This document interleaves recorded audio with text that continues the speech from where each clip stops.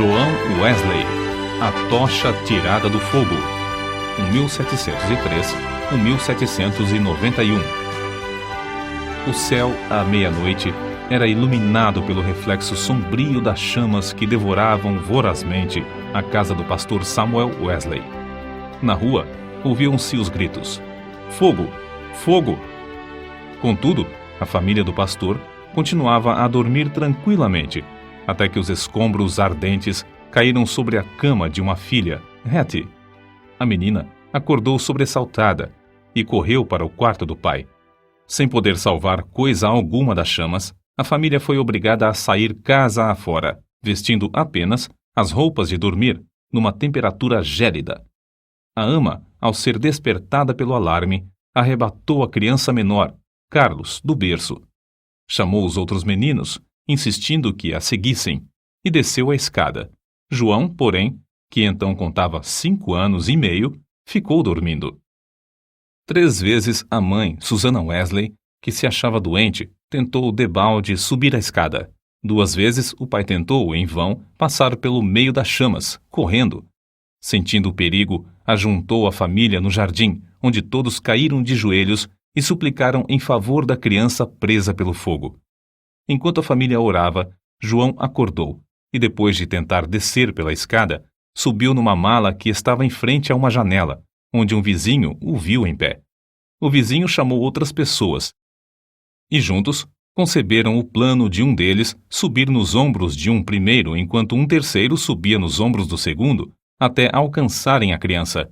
Dessa maneira, João foi salvo da casa em chamas, apenas instantes antes de o teto cair com grande fragor. O menino foi levado pelos intrépidos homens que o salvaram para os braços do pai. "Cheguem, amigos!" clamou Samuel Wesley ao receber o filhinho. "Ajoelhemo-nos e agradeçamos a Deus. Ele me restituiu todos os meus filhos. Deixem a casa arder. Os meus recursos são suficientes." 15 minutos depois, casa, livros, documentos e mobiliário não existiam mais.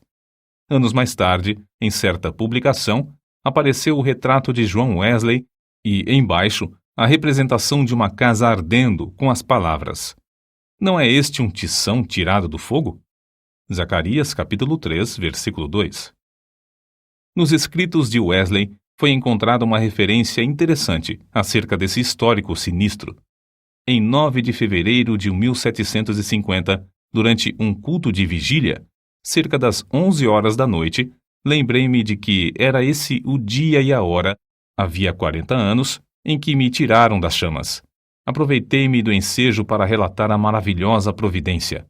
Os louvores e as ações de graças subiram às alturas, e grande foi o regozijo perante o Senhor. Tanto o povo como João Wesley já sabiam naquele tempo porque o Senhor o poupara do incêndio.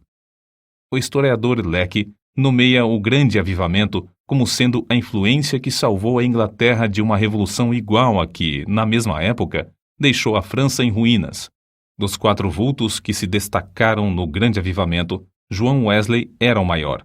Jonathan Edwards, que nasceu no mesmo ano de Wesley, faleceu 33 anos antes dele.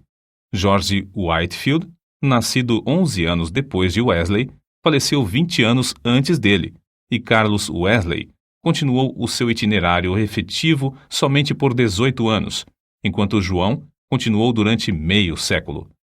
Mas a biografia deste célebre pregador, para ser completa, deve incluir a história de sua mãe, Susana.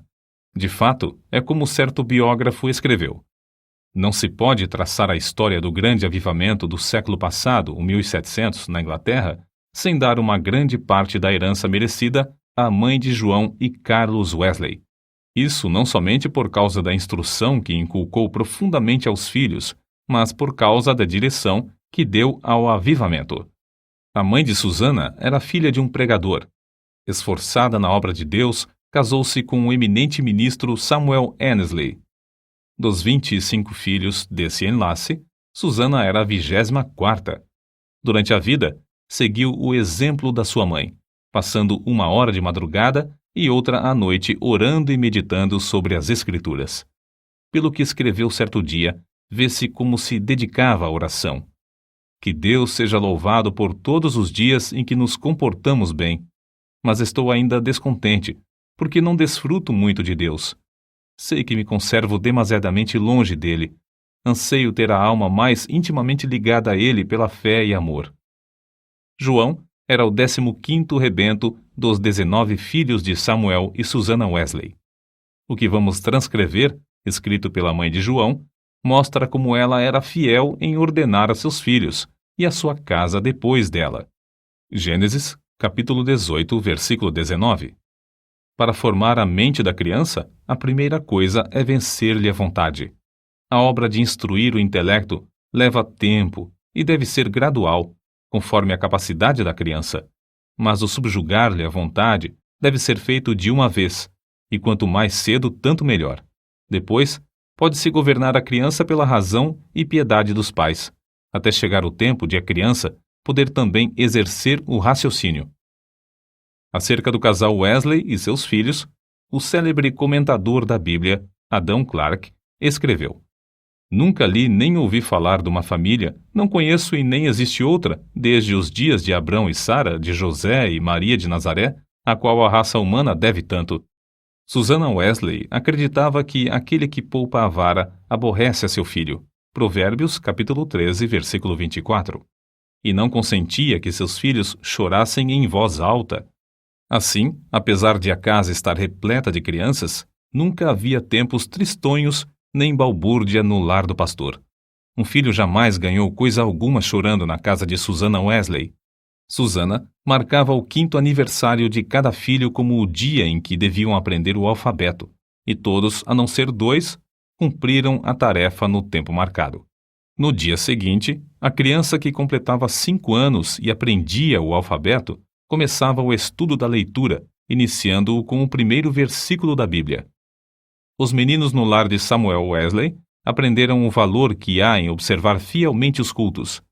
Não há em outras histórias fatos tão profundos e atraentes como os que constam acerca dos filhos de Samuel e Susannah Wesley, pois antes de saberem ajoelhar-se ou falar, eram instruídos a dar graças pelo alimento, por meio de acenos apropriados. Logo que aprendiam a falar, repetiam a oração dominical de manhã e à noite, e eram ensinados também a acrescentar outros pedidos, conforme cada desejo em particular. Ao chegarem à idade própria, um dia da semana era designado a cada filho para conversar sobre as dúvidas e dificuldades. Na lista aparecem os nomes de João, para a quarta-feira, e o de Carlos, para o sábado. E para os filhos, o dia de cada um tornou-se precioso e memorável. É comovente ler o que João Wesley, 20 anos depois de sair da casa paterna, disse à sua mãe: Em muitas coisas, a senhora tem intercedido por mim e tem prevalecido. Quem sabe se agora também, na intercessão para que eu renuncie inteiramente ao mundo, terá bom êxito. Sem dúvida, será tão eficaz para corrigir o meu coração como era, então, para formar o meu caráter. Depois do espetacular livramento de João do incêndio, sua mãe, profundamente convencida de que Deus tinha grandes planos para seu filho, resolveu firmemente criá-lo para servir e ser útil na obra de Cristo. Susannah escreveu estas palavras nas suas meditações particulares: Senhor, esforçar-me-ei mais definitivamente em prol desta criança, a qual salvaste tão misericordiosamente. Procurarei transmitir-lhe fielmente ao coração os princípios da tua religião e virtude. Senhor, dá-me a graça necessária para fazer isso sincera e sabiamente, e abençoa os meus esforços com grande êxito. Ela era tão fiel em cumprir sua resolução que João foi admitido a participar da ceia do Senhor com a idade de 8 anos. Nunca se omitia o culto doméstico da programação do dia no lar de Samuel Wesley. Fosse qual fosse a ocupação dos membros da família ou dos criados, todos se reuniam para adorar a Deus. Na ausência do marido, Susannah, com o coração aceso pelo fogo dos céus, dirigia os cultos. Conta-se que, certa vez, quando ele prolongou a ausência mais do que de costume, 30 a 40 pessoas assistiram aos cultos no lar dos Wesley, e a fome pela palavra de Deus aumentou a ponto de a casa ficar repleta de vizinhos. A família do pastor Samuel Wesley vivia rodeada de pobreza, mas pela influência do Duque de Buckingham, conseguiu um lugar para João na Charterhouse, em Londres. Assim, o menino, antes de completar 11 anos, deixou a atmosfera fragrante de oração ardente para enfrentar as porfias de uma escola pública. Contudo, não cedeu ao ambiente de pecado de que estava rodeado. Conservava também as suas forças físicas, obedecendo fielmente ao conselho de seu pai, que corresse 3 vezes de madrugada ao redor do grande jardim da Charterhouse. Tomou como regra da sua vida, dali em diante, manter o vigor do corpo. Aos 80 anos, apesar de seu físico franzino, considerava coisa insignificante andar a pé 1,5 léguas para pregar. Conta-se um exemplo da influência que João exercia sobre seus colegas da Charterhouse. Certo dia, o porteiro sentiu falta dos meninos no terraço de recreio e foi achá-los em uma das salas, congregados em redor de João. Este contava-lhes histórias instrutivas, as quais atraíam-lhes mais do que o recreio. Acerca desse tempo, João Wesley escreveu: Eu participava de várias coisas que reconhecia como sendo pecado, embora não fossem escandalosas aos olhos do mundo. Contudo, continuei a ler as Escrituras e a orar de manhã e à noite. Baseava a minha salvação sobre os seguintes pontos. Primeiro, não me considerava tão perverso como o próximo. Segundo, conservava a inclinação de ser religioso. Terceiro, lia a Bíblia, assistia aos cultos e fazia oração. Depois de estudar 6 anos na Charterhouse, Wesley cursou em Oxford, tornando-se proficiente no latim, grego, hebraico e francês. Mas seu interesse principal não era o intelecto. Sobre esse assunto, ele escreveu: Comecei a reconhecer que a religião verdadeira tem a sua fonte no coração. Reservei 2 horas, todos os dias, para ficar sozinho com Deus. Participava da ceia do Senhor de 8 em 8 dias. Guardei-me de todo o pecado, quer de palavras, quer de atos. Assim, na base das boas obras que praticava, eu me considerava um bom crente. João se esforçava para levantar-se diariamente às 4 horas. Por meio de anotações que registravam suas atividades cotidianas, conseguia dar conta de seu tempo para não desperdiçar um só momento. Continuou a observar esse costume até quase o último dia da sua vida. Certo dia, quando ainda jovem, assistiu a um enterro em companhia de um moço e conseguiu levá-lo a Cristo, ganhando assim a primeira alma para seu Salvador. Alguns meses depois, com a idade de 24 anos e depois de um período de oração, foi separado para o diaconato. Enquanto estudava em Oxford, juntava-se a um pequeno grupo de estudantes para orar, estudar as Escrituras diariamente, jejuar às quartas e sextas-feiras, visitar os doentes e encarcerados e confortar os criminosos na hora da execução. Todas as manhãs e todas as noites, cada um passava 1 hora orando sozinho em oculto. Durante as orações, paravam de vez em quando para observar se clamavam com o devido fervor. Sempre oravam ao entrar e ao sair dos cultos na igreja. Mais tarde, 3 dos membros desse grupo tornaram-se famosos entre os crentes. Primeiro, João Wesley, que talvez tenha feito mais que qualquer outro para aprofundar a vida espiritual, não somente na época, mas também em nossos dias. Segundo, Carlos Wesley, que chegou a ser um dos mais espirituais e famosos escritores de hinos evangélicos. E terceiro, George Whitefield, que se tornou o comovente pregador ao ar livre. Naquele tempo, sentia-se a influência de João Wesley em muitas partes das Américas, e hoje ainda é sentida. Contudo, passou menos de 2 anos nesse continente, e isto durante o período de sua vida em que se achava perturbado por causa de dúvidas. Aceitou a chamada para pregar o evangelho aos silvícolas na colônia de Geórgia, desejoso de ganhar sua salvação por meio de boas obras. Pensou que vaidade e ostentação mundana não se encontrariam nas matas da América. Como era característico em sua vida, a bordo do navio em viagem à América do Norte, observava com outros de seu grupo um programa para não desperdiçar um momento durante o dia. Levantava-se às 4 da manhã e deitava-se depois das 21 horas. As primeiras 3 horas do dia eram dedicadas à oração e ao estudo das Escrituras. Depois de cumprir tudo o que estava indicado no programa do dia, o cansaço era tanto que, não obstante o bramido do mar e o balanço do navio, dormiam sem perturbação, deitados sobre um cobertor estendido no convés. Na Geórgia, a população inteira afluía à igreja para ouvir a sua pregação. A influência de seus sermões foi tal que, depois de 10 dias, uma sala de baile ficou quase inteiramente abandonada, enquanto a igreja se enchia de pessoas que oravam e eram salvas. Whitefield, que desembarcou na Geórgia alguns meses depois de Wesley voltar à Inglaterra, assim descreveu o que viu. O êxito de João Wesley na América é indizível. Seu nome é precioso entre o povo, onde lançou os alicerces que nem os homens nem os demônios podem abalar. Oh, que eu possa segui-lo como ele seguiu a Cristo! Porém, a Wesley faltava uma coisa muito importante, conforme se vê pelos acontecimentos que o levaram a sair da Geórgia, como ele mesmo escreveu. Faz 2 anos e quase 4 meses que deixei a minha terra natal para pregar Cristo aos índios da Geórgia. Entretanto, o que cheguei eu a saber? Ora, vim a saber o que eu menos esperava. Fui à América para converter outros, mas nunca fora realmente convertido a Deus. Depois de voltar à Inglaterra, João Wesley começou a servir a Deus com a fé de um filho e não mais com a fé de um simples servo.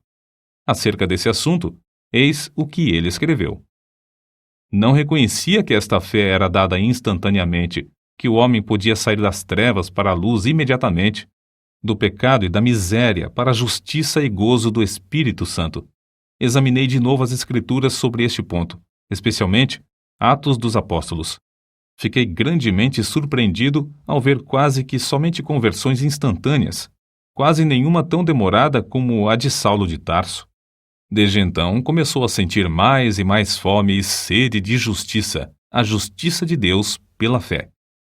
Fracassara na sua primeira tentativa de pregar o Evangelho na América porque, apesar de seu zelo e bondade de caráter, o cristianismo que possuía era uma coisa que recebera por instrução. Mas a segunda etapa de seu ministério destacou-se por um êxito fenomenal. E porque o fogo de Deus ardia na sua alma, chegara a ter contato direto com Deus através de uma experiência pessoal. Relatamos aqui, com suas próprias palavras, o episódio no qual o Espírito testificou ao seu espírito que era filho de Deus e que veio transformar completamente a sua vida. Eram quase 5 horas, hoje, quando abri o Novo Testamento e encontrei estas palavras. Ele nos tem dado grandíssimas e preciosas promessas para que, por elas, fiqueis participantes da natureza divina. Segunda carta de Pedro, capítulo 1, versículo 4. Antes de sair, abri mais uma vez o Novo Testamento para ler estas outras palavras. Não estás longe do reino de Deus. Marcos, capítulo 12, versículo 34. À noite, senti-me impelido a assistir em Aldersgate. Senti o coração abrasado. Confiei em Cristo, somente em Cristo, para a salvação. Foi-me dada a certeza de que Ele levara os meus pecados e de que me salvara da lei do pecado e da morte. Comecei a orar com todas as minhas forças e testifiquei a todos os presentes do que sentia no coração.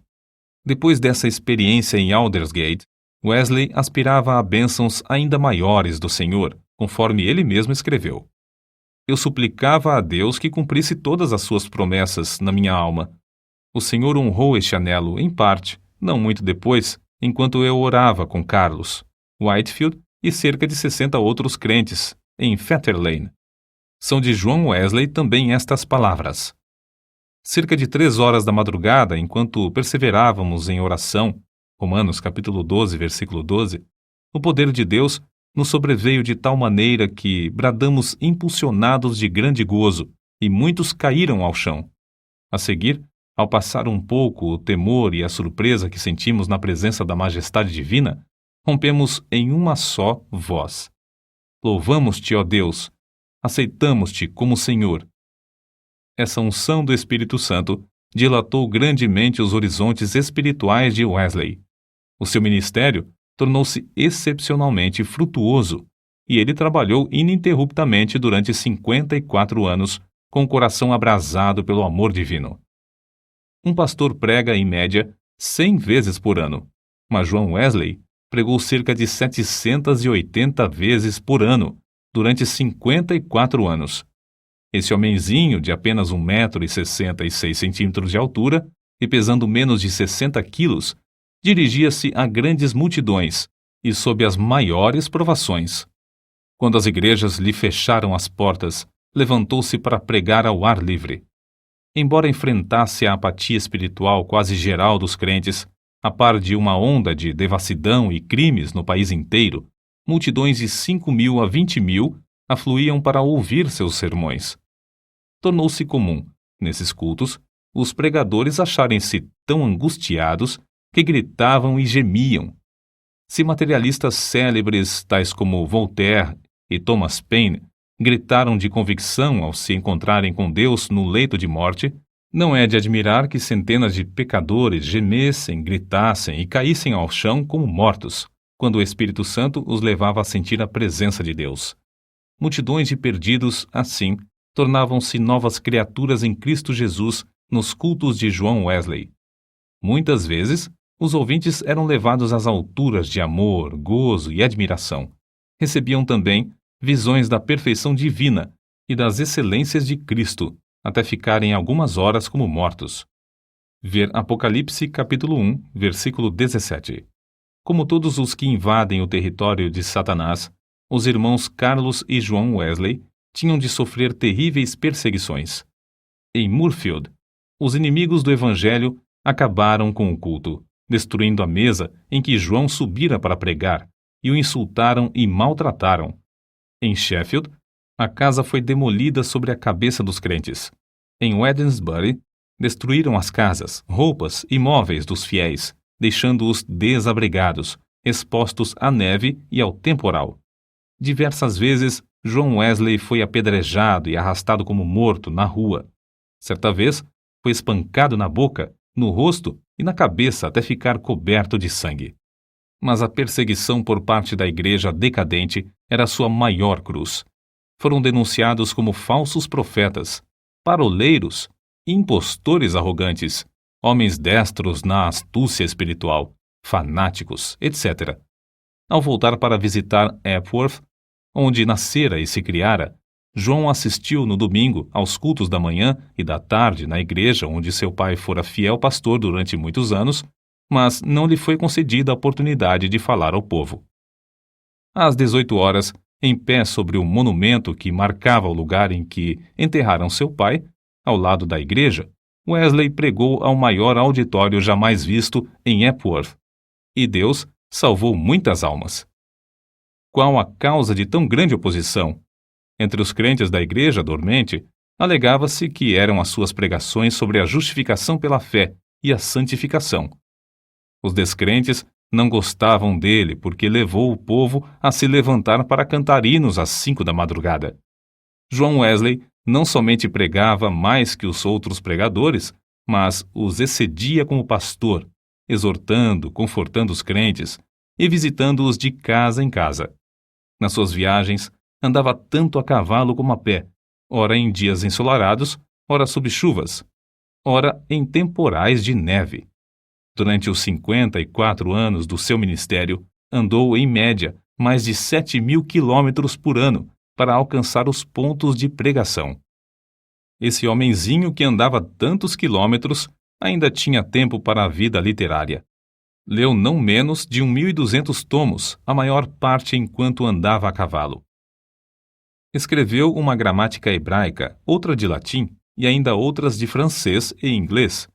Serviu durante muitos anos como redator de um jornal de 56 páginas. O dicionário completo que compilou da língua inglesa era muito popular, e seu comentário sobre o Novo Testamento ainda tem grande circulação. Revisou e republicou uma biblioteca de 50 volumes, reduzindo-a para 30 volumes. O livro que escreveu sobre a filosofia natural teve grande aceitação entre o ministério. Compilou uma obra de 4 volumes sobre a história da Igreja. Escreveu e publicou um livro sobre a história de Roma e outro sobre a da Inglaterra. preparou e publicou 3 volumes sobre medicina e 6 sobre música para os cultos. Depois de sua experiência em Fetter Lane, ele e seu irmão Carlos escreveram e publicaram 54 inários. Disse que, ao todo, escreveu mais de 230 livros. Esse homem de físico franzino, ao completar 88 anos, escreveu: "Durante mais de 86 anos, não experimentei qualquer debilidade de velhice. Os olhos nunca escureceram, nem perdi o meu vigor."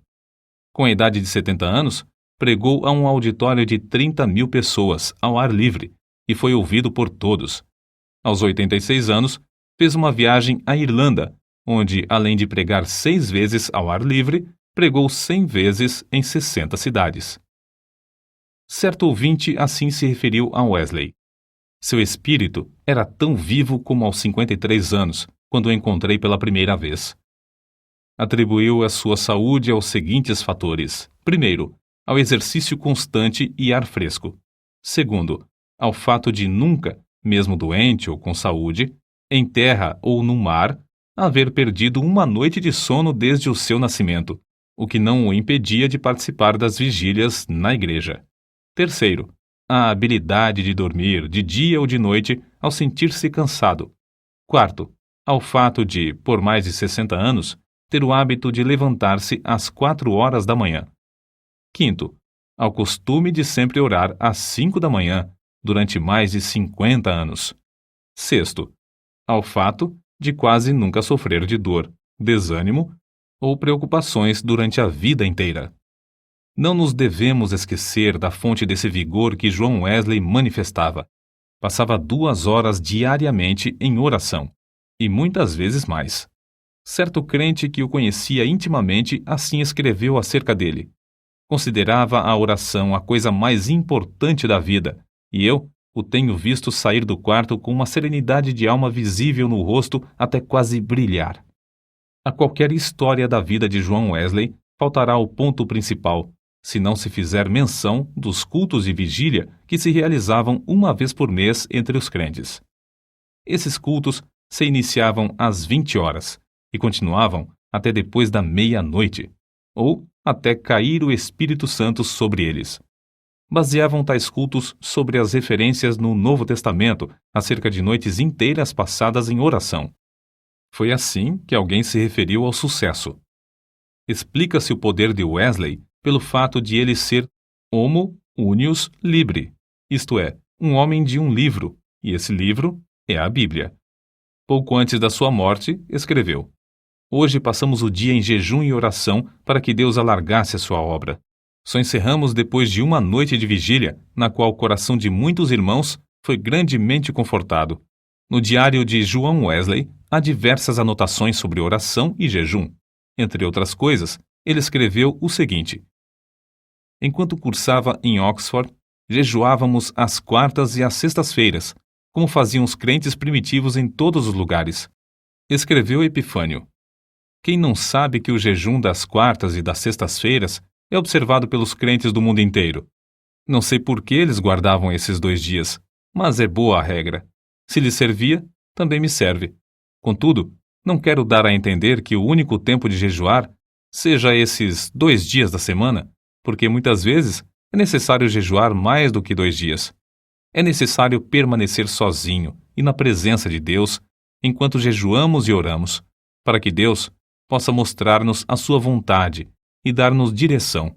Nos dias de jejum, devemos afastar-nos o mais possível de todo o serviço, de fazer visitas e das diversões, apesar de essas coisas serem lícitas em outras ocasiões." Seu gozo em pregar ao ar livre não diminuiu na velhice.